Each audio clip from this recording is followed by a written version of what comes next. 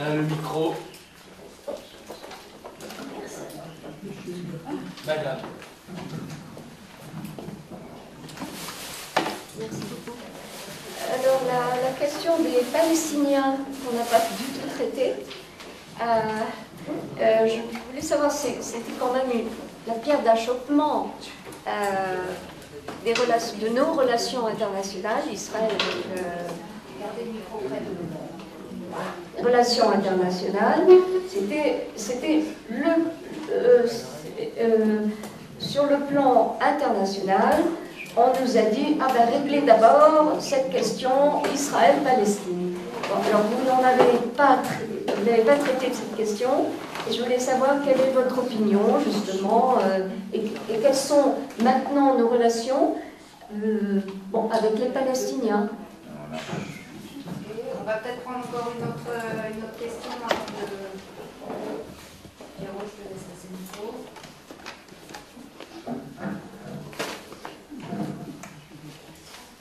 Bon, alors... Dites peut-être à qui est destinée la question.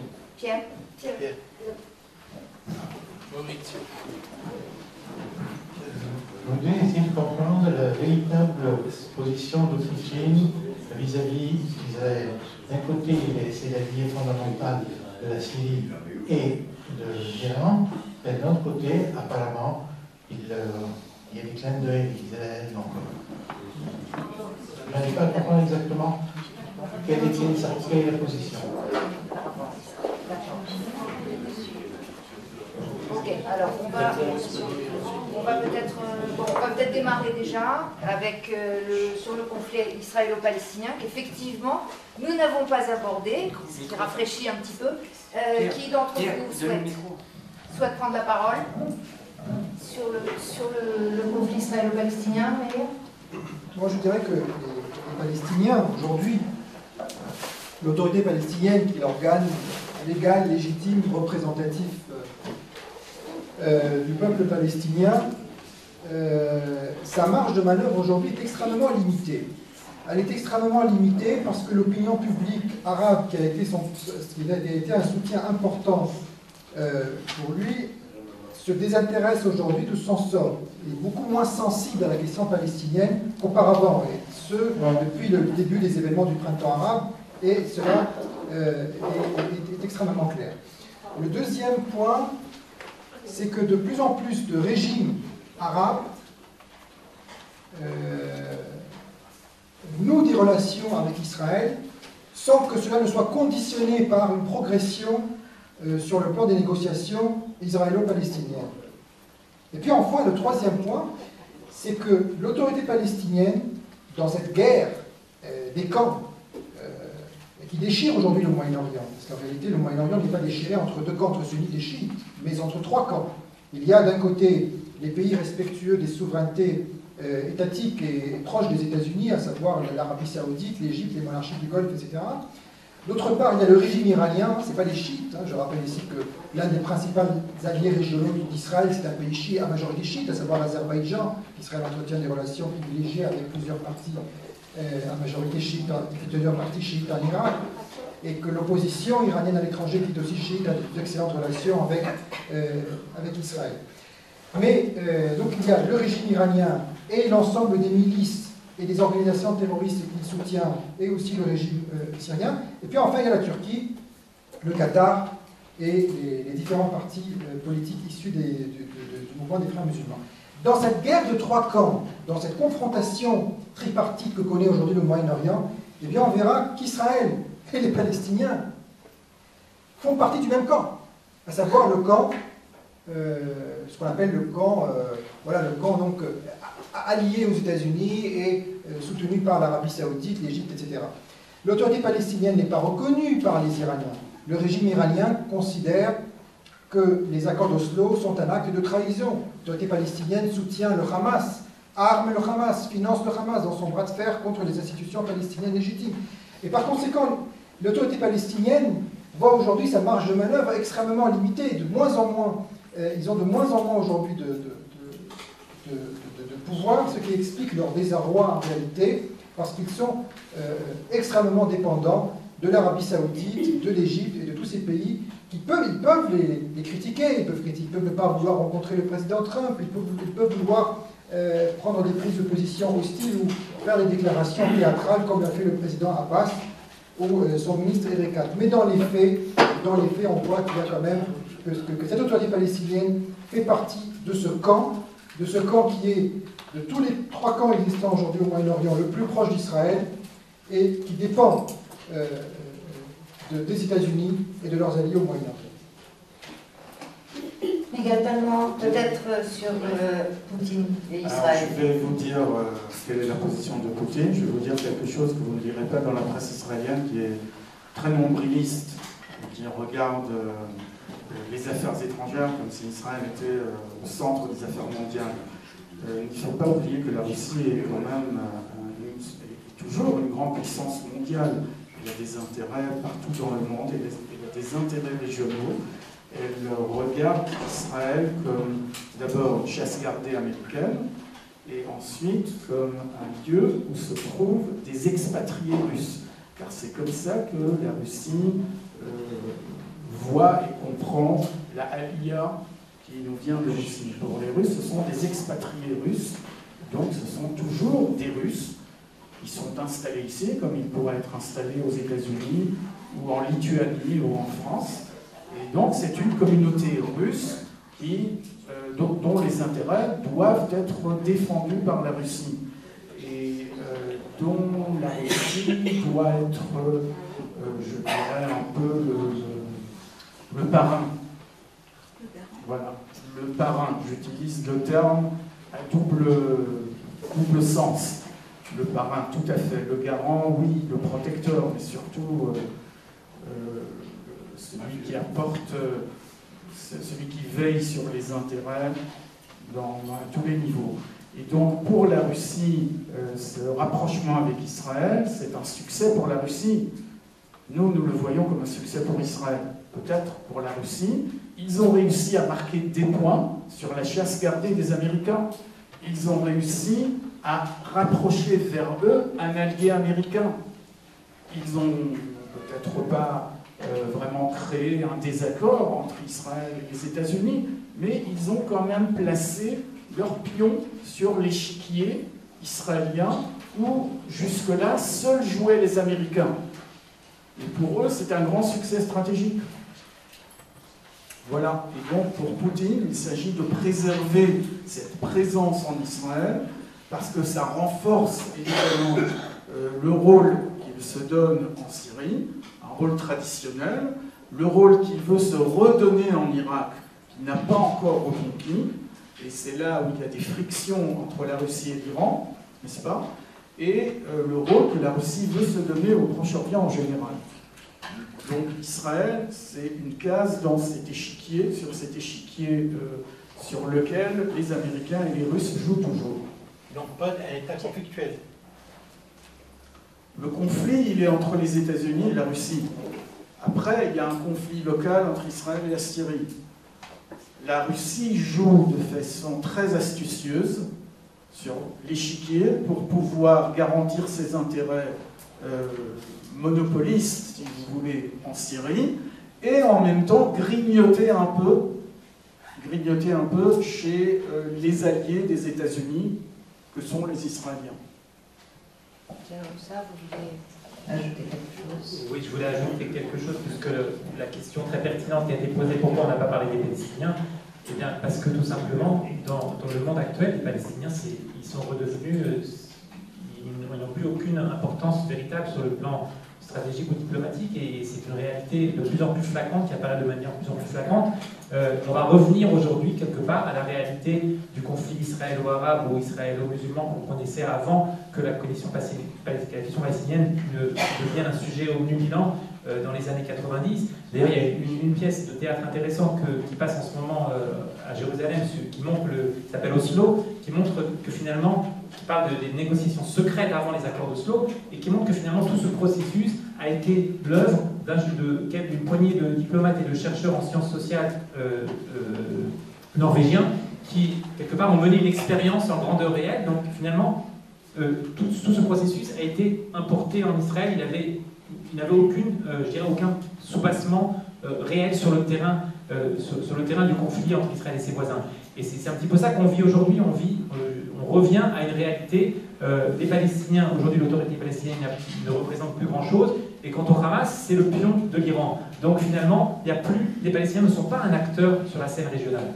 Et voilà pour ce sujet, pour cette question qui effectivement méritait d'être posée. Les Palestiniens ne sont plus un acteur sur la scène internationale. Toujours est-il qu'on continue à fonctionner dans le système des accords d'Oslo. C'est-à-dire que si on arrive aujourd'hui, après l'annexion, si j'ose dire, de la bande de Gaza par le Hamas, si on devait assister à ce qui semble inéluctable, un effondrement de l'autorité palestinienne, là on aurait à nouveau un élément majeur de déstabilisation. Bien sûr, mais cet élément est lié à un facteur extérieur qui est finalement c'est l'Iran qui, par le biais du Hamas, essaye de déstabiliser la frontière avec Gaza. Et par ailleurs, on s'est bien aperçu aujourd'hui que toutes les prémices sur lesquelles reposaient les accords d'Oslo étaient erronées. C'est-à-dire que le conflit israélien n'est pas essentiel pour résoudre le conflit israélo-arabe. Et aujourd'hui, ce sont les pays arabes eux-mêmes, les pays arabes modérés, les pays de l'axe sunnite, qui le disent ouvertement. Si vous lisez la presse de ces pays-là, ou les médias, les réseaux sociaux des pays sunnites modérés, eh bien, les Palestiniens n'existent plus. Et comme l'a dit Meir Masri, la résolution du problème palestinien, entre guillemets, n'est plus une précondition de l'établissement de relations diplomatiques entre Israël et ses voisins arabes. Ce qui montre bien que finalement cette question a été totalement, je dirais, on en a fait un élément essentiel alors que finalement elle ne l'est pas. Elle ne l'est pas, mais on ne peut pas dire qu'elle n'existe pas pour autant. Elle est de toute façon une réalité. Après, quelle est l'importance sur l'échelle? Alors peut-être qu'elle a été placée trop haut, mais la réalité, elle est incontestable. Ou pour dire les choses autrement, eh bien, disons que la création d'un État palestinien à l'ouest du Jourdain n'est pas la solution pour rétablir la paix entre Israël et ses voisins, et encore moins pour rétablir la paix au Moyen-Orient. Disons pour dire les choses un petit peu autrement. Alors, pardon, j'ai repris le micro et j'ai recommencé à poser des questions. Je vous le repasse. Oui, monsieur.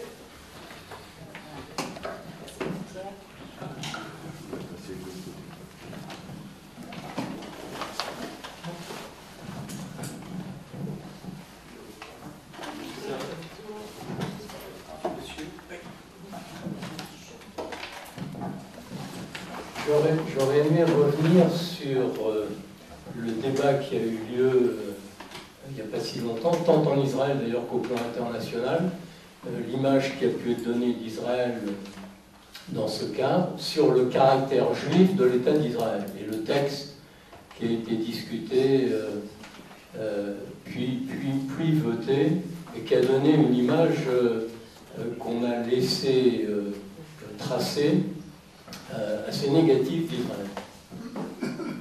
Donc la question ne s'adresse pas à l'un ou à l'autre des intervenants, mais à l'ensemble. Alors, c'est en fait donc, le débat sur la loi sur l'État-nation. Oui, question.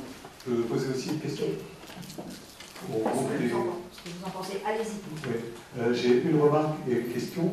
Ma remarque, c'est que j'aimerais avoir partagé l'optimisme de certains intervenants sur l'évolution de l'image d'Israël, mais je tiens à votre disposition toute une série d'affiches qui sont dans le sillage des manifestations de Gilets jaunes à Paris. Ce sont des affiches jaunes, justement, sur lesquelles vous pouvez lire Gaza, génocide, acte de chantage à l'antisémitisme, etc., etc. On a toute une série de ce genre. Et je fais une remarque aussi, je pense que personne en France n'explique correctement ce qu'est l'antisionisme actuellement. Et je pense que personne donc ne le dénonce correctement et il a libre cours. La question que je veux vous poser, c'est pas ça c'est une remarque, si vous en parlez pour mieux. On parlait tout à l'heure de victimisation par rapport à la Shoah. Il y a aussi un autre aspect qui me paraît un peu sous-évalué et méconnu, c'est l'exode des Juifs des pays arabes. Ces Juifs-là qui ont été amenés dans une situation de dhimmi pendant des siècles. Ça n'a certainement pas été aussi meurtrier que la Shoah, bien qu'il y ait une continuité, que des milliers de nazis ont été accueillis en Égypte et en Syrie dans la fin des années 40 et les années 50. et donc des nazis notables, et qui ont contribué justement à créer la situation de rejet d'Israël dans le monde arabe. Quelle est votre question? Ma question, c'est, est-ce que vous pensez que la situation de victimes qu'ont vécu les Juifs du monde des pays islamisés peut contribuer à faire comprendre l'identité d'Israël ou peut entrer quelque part dans l'identité d'Israël?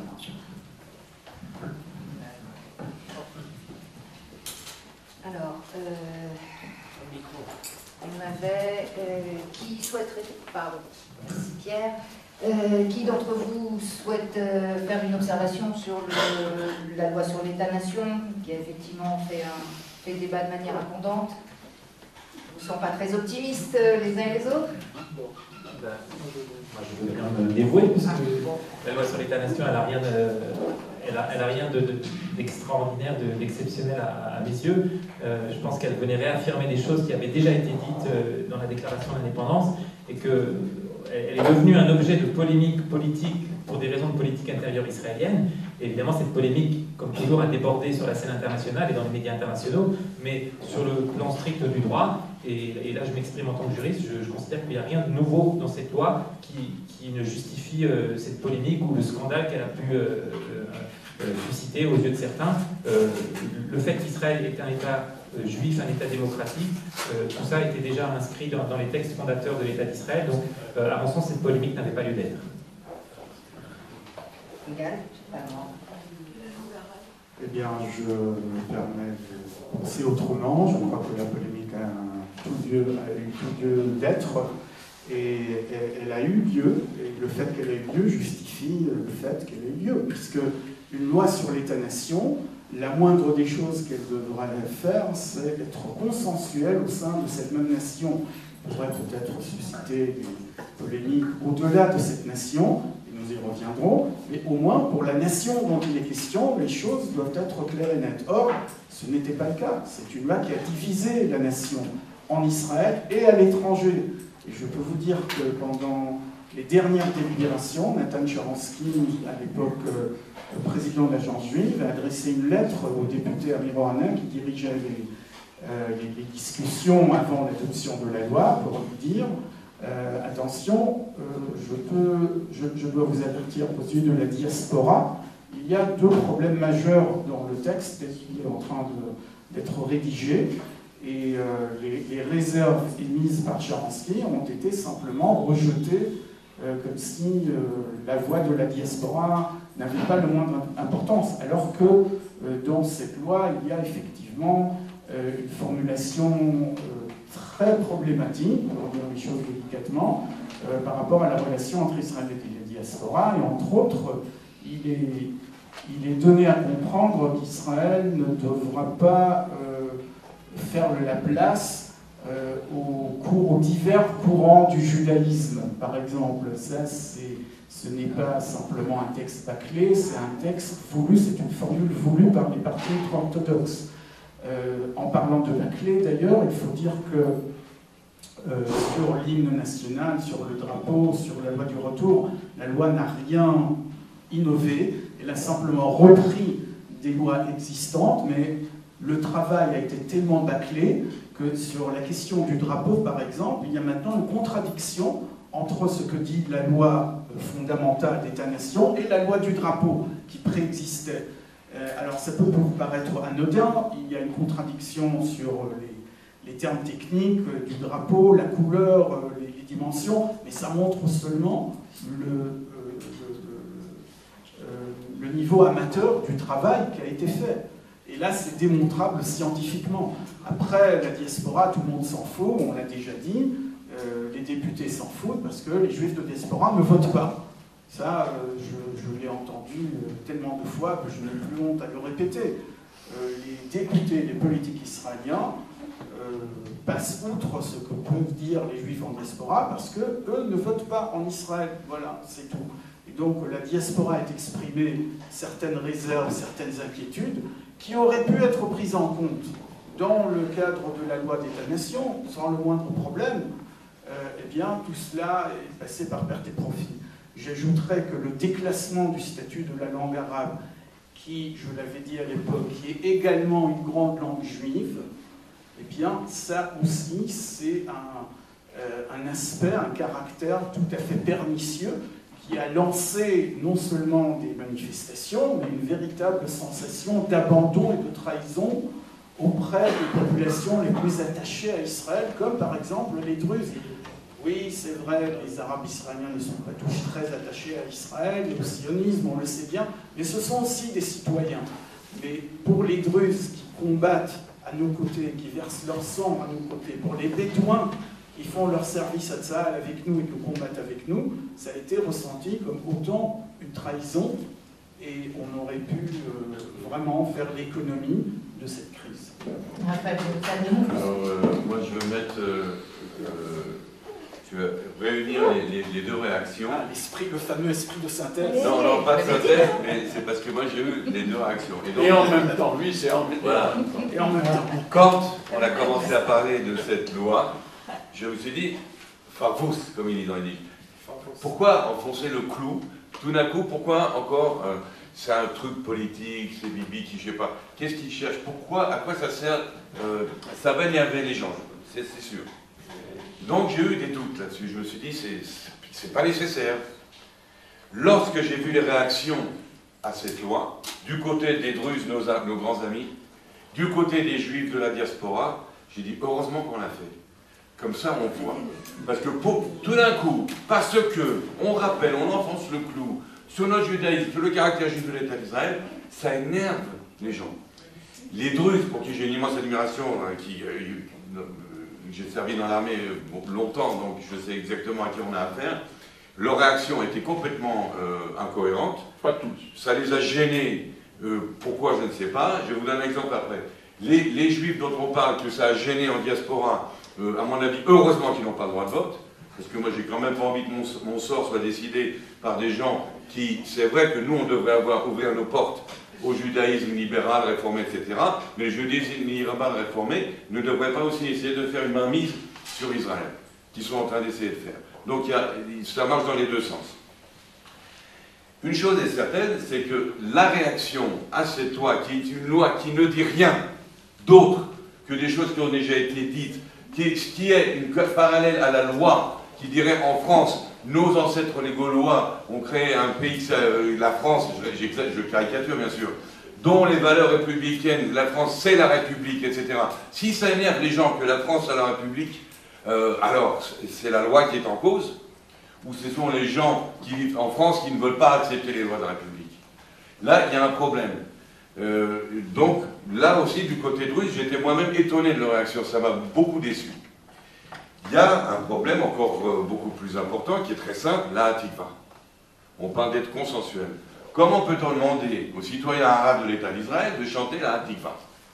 Yefesh Yehudi. Ok, c'est gênant, c'est un problème. Alors si déjà, on devrait peut-être faire un changement là.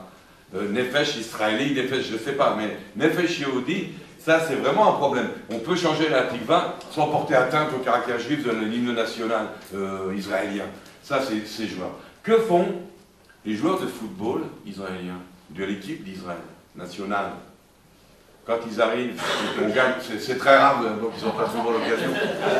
Quand, par hasard, on marque un but et qu'on doit jouer la Hatikva sur le terrain de football, eh bien, une réaction que moi je trouve splendide, que je ne serais pas moi si j'en serais capable comme ils le font, ils ne chantent pas la Hatikva, parce qu'il n'est pas Nefesh Yehudi, mais au lieu, il met le drapeau israélien sur les épaules. Okay, donc il a sa fierté nationale, et il rejette qu'effectivement, l'hymne national le met à gauche, quoi. Donc ça, c'est pas normal. Donc voilà, donc ma réaction, c'était, si vous voulez, cette loi, à mon avis, elle était inutile, ça mettait de l'eau dans le gaz, c'était sûr, mais le fait que ça mette de l'eau dans le gaz, ça prouve qu'il nous faut véritablement une loi qu'il faut mettre les points sur les i. Et oui, l'arabe, ce n'est que la seconde langue, il n'y a aucun problème avec ça. Là, il y a une langue nationale, une langue. Pourquoi doit-on à chaque fois faire de la place? Toutes les affiches, tous les documents, tout est en arabe et aussi des fois d'ailleurs en anglais, et c'est très bien comme ça, mais la langue de l'État d'Israël, c'est l'hébreu, point. Alors la loi sur l'État-nation met les points sur les lignes, mais Masri, quelle est votre opinion à ce sujet? Bon. Alors, tout d'abord par rapport à la question de l'hymne qui a été évoquée par Raphaël, une de mes étudiantes arabes à l'université hébraïque m'a fait remarquer que dans le texte de l'hymne, il est indiqué, il est écrit le cœur du juif, je me rappelle avec la formule, oui, vers l'Orient. Ah. Vers l'Orient.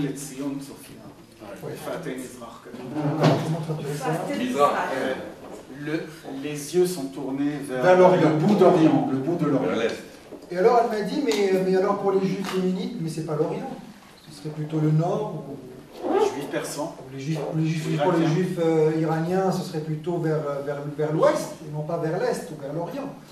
Donc ce qui explique que même pour les juifs, l'identification n'est pas totale, n'est pas à 100%, c'est quand même un texte symbolique auquel on peut très bien s'identifier, et pas totalement. Je veux dire, il y a une distinction qui doit être faite entre l'égalité entre tous les citoyens de l'État et entre le fait qu'il n'y a pas une égalité totale entre les groupes nationaux du même État. Il y a un groupe national majoritaire qui est la raison d'être de l'État. En Israël, c'est le groupe majoritaire hébraïque ou juif avec un grand J. En Hongrie, c'est le groupe national hongrois qui est la raison d'être de la Hongrie, mais il y a aussi d'autres minorités nationales qui existent, des Roumains, des Tziganes, et autres, des Polonais. Et donc, je ne vois pas là une contradiction. Je ne pense pas que ce soit problématique. Je ne pense pas qu'il faille que l'hymne ou que les symboles de l'État soient objectivement identiques à la perception, à la représentation qu'ont tous les citoyens de l'État. Donc, concernant la loi sur l'État-nation. La loi sur l'État-nation, d'abord, il faut connaître son histoire parce qu'elle a une histoire. Si on va sur Wikipédia en hébreu, sur la page du texte de la loi, on verra que ce texte a été modifié une dizaine de fois. Mais la version initiale n'a absolument rien à voir avec la version qu'on a aujourd'hui, qui est un compromis, une synthèse de tout ce qui avait été proposé auparavant par la tendance Mafdal de la majorité. Et le texte initial est un texte qui fait vraiment très très peur, hein, avec une mise sous tutelle pratiquement de l'État par l'institution religieuse, avec une vision extrêmement rétrograde sur un certain nombre de sujets, et qui a été bien modifiée, bien, je veux dire, complètement façonnée par le gouvernement. La tendance Mafdal, le Beit Yehudi, tenait absolument à ce que cette loi soit votée, ça faisait partie de ses impératifs, et donc le texte qu'on a aujourd'hui est vraiment un compromis.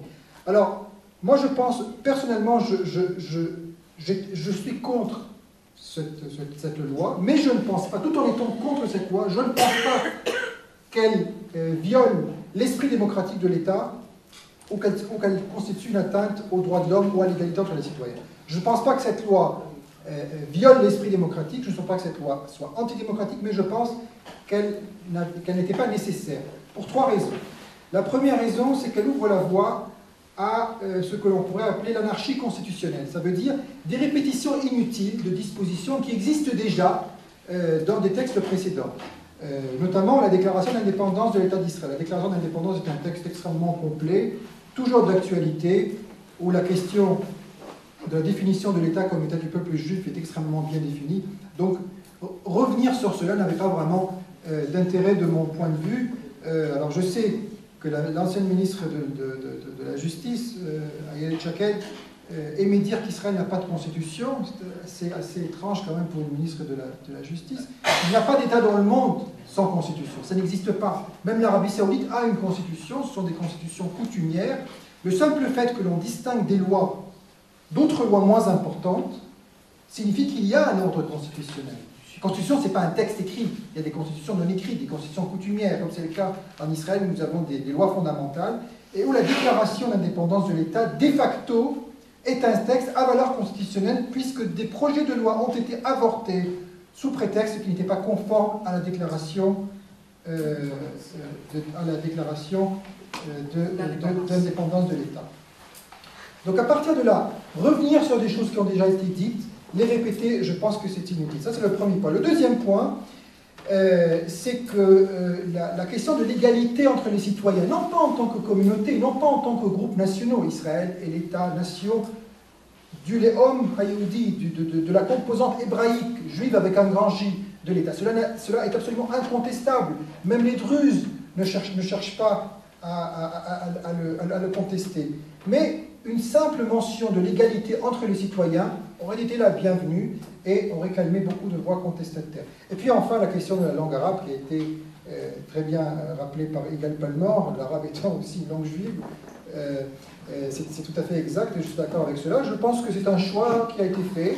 Je ne pense pas que ce soit antidémocratique. On peut très bien considérer que l'arabe n'a pas à être une langue nationale en Israël. On peut très bien dire qu'effectivement, au départ, c'était censé être une mesure provisoire parce que les Arabes ne parlaient pas l'hébreu. Alors, on se souvient des premières séances de la Knesset où les députés arabes avaient des osniot sur des écouteurs parce qu'on leur traduisait en instantané tout ce qui était dit en hébreu. Aujourd'hui, tout le monde parle hébreu, y compris les députés arabes.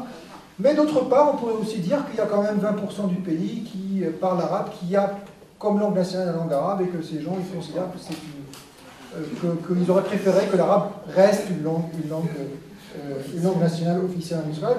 Personnellement, je pense que ça ne fait pas de mal, que l'arabe aurait très bien pu être gardé. Voilà, donc je pense, voilà de mon point de vue, je pense qu'elle n'était pas nécessaire, mais qu'elle ne constitue pas une atteinte à la démocratie israélienne.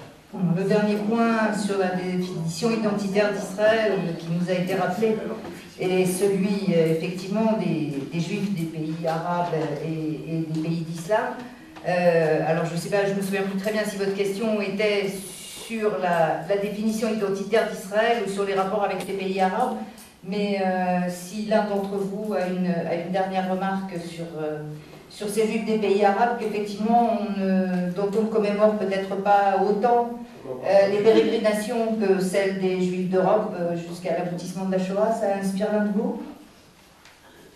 Pierre Leussard?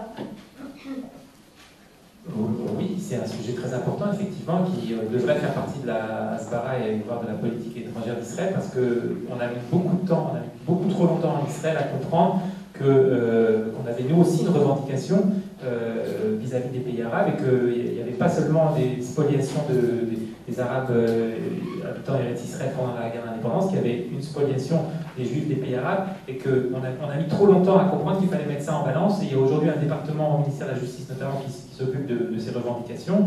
Alors je ne sais pas concrètement ce que ça a donné, mais en tout cas, au moins sur le point de vue je dirais, du discours, on a fini par comprendre qu'il y avait un argument qu'il fallait mettre en avant. Mais encore de manière insuffisante, je partage l'avis d'Alexandre Fagelbaum. Effectivement, on devrait en parler beaucoup plus. Et peut-être qu'il y a là peut-être un tropisme trop européen de la politique israélienne. Et d'ailleurs, j'en ai trouvé un exemple récemment. Il y avait un article Shabbat dernier dans un journal israélien qui parlait du Farhoud, du pogrom de Bagdad. Et il y avait deux jeunes Israéliens d'origine, dont la famille était d'origine irakienne, qui se plaignent qu'on ne le reconnaît pas, on ne reconnaît pas à leurs parents, à leurs ancêtres, le statut de victime de la Shoah, alors que le Farhoud, finalement, a été commis par des gens qui étaient les meilleurs alliés des nazis, qui étaient eux-mêmes pro-nazis, qui avaient la même idéologie. Alors, et lorsqu'elles se sont tournées vers Yad Vashem, on leur a dit non, pas du tout, le Farhoud, ça n'a rien à voir avec la Shoah. Bon, il y a peut-être un lien temporel ou un lien historique, mais c'est pas du tout la même chose, on ne peut pas du tout comparer. Et donc elles se sont heurtées à un refus tout à fait catégorique, et maintenant elles mènent un combat pour faire reconnaître les victimes du Farhoud comme des victimes de la Shoah. Alors, sans parler de concurrence victimaire, je crois qu'il y a quand même un point intéressant, c'est qu'effectivement, trop longtemps, la politique israélienne était trop européocentrée, et on n'a pas pris assez en compte la dimension des Juifs des pays arabes sur de multiples sujets. Mais vous souhaitiez aussi intervenir Tout sur à ce fait point d'accord, et on tout va à fait conclure d'accord avec avec ça. ce qui a été dit par Pierre Leussard et par Alexandre Fagelbaum. J'ajouterai juste un petit élément, c'est que l'antisémitisme en terre d'islam est un petit peu différent de l'antisémitisme en Europe, dans le sens où c'est un antisémitisme qui est essentiellement religieux. Il est avant tout religieux et il touche le juif en tant que juif pendant qu'il est juif. Une fois qu'il se convertit à l'islam, bah, il n'y a pas de problème. Il y a des gens, il y a même le mufti de Damas, qui est d'origine juive, dit-il, hein, c'est lui qui le dit. Cela ne le rend pas moins légitime aux yeux des autorités syriennes ou aux yeux de l'opinion publique arabe, le mufti Ahmad Rassoun. Donc, moi je pense que l'antisémitisme en terre d'islam fait partie du large mouvement d'intolérance religieuse de l'islam envers les minorités. Et que, de la même façon que les juifs ont beaucoup souffert, d'autres minorités religieuses aussi, peut-être moins importantes en nombre, ont souffert. Peut-être que les chrétiens ont été un petit peu plus favorisés parce qu'ils étaient protégés par des puissances chrétiennes en Europe notamment, tandis que les juifs, il n'y avait personne pour les protéger. Mais dans la représentation, la perception traditionnelle de l'islam envers les minorités religieuses, les juifs n'ont pas une place très différente de celle que peuvent avoir d'autres minorités. Donc il est absolument très important d'avoir un regard sur l'histoire tragique qu'ont rencontré ces communautés. Mais j'ajouterai à cela un élément supplémentaire, c'est que c'est aussi une occasion pour nous, pour l'État d'Israël, pour le monde juif, de nouer des liens avec les minorités du Moyen-Orient qui ont souffert et qui souffrent aujourd'hui de persécution en terre d'islam. Je pense aux Yézidis, je pense à certaines communautés de chrétiens d'Orient, etc. Et c'est là l'occasion, effectivement, de se rapprocher et de partager nos différentes expériences. Merci Meir Masri, merci Pierre Lursa, Egal Palmore et Raphaël Jérusalemi. Nous espérions effectivement, en commençant cette table ronde, vous faire toucher du doigt à quel point définir la politique étrangère d'Israël est une affaire complexe. Je crois que ça a été effectivement brillamment démontré cet après-midi. On a peut-être apporté plus de questions encore que de réponses, mais c'est exactement ça.